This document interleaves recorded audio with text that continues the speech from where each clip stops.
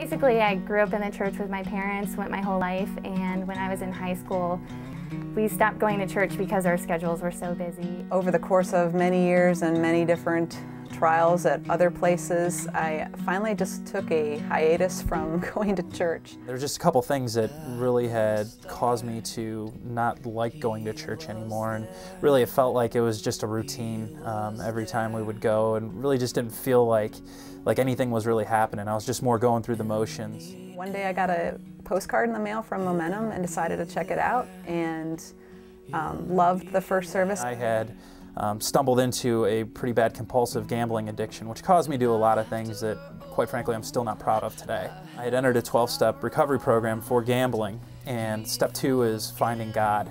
Just through our marriage, we just really didn't have any kind of spiritual connection to God at all. I really struggled with the idea of baptism because I felt like I had already done it, and even though it was my parents' choice at the time, I felt like it was my choice to continue.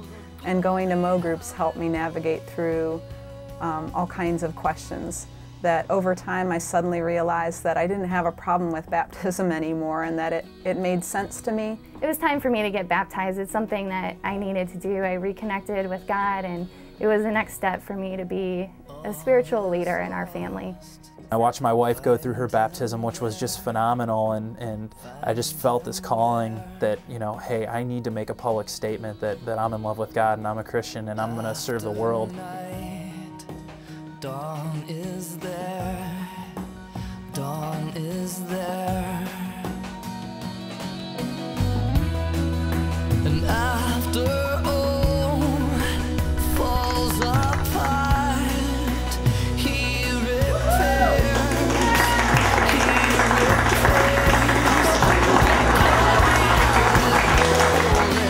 he came here for the rescue of us all, that we may live for the glory of it all.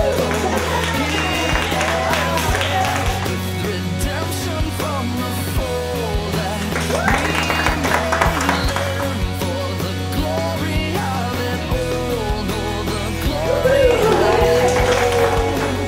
glory of it all, the glory of it all.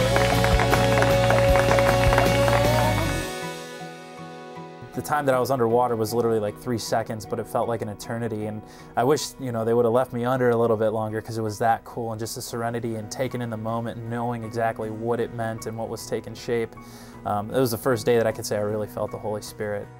It's just such a great thing to have finally made that step and keep moving in my journey.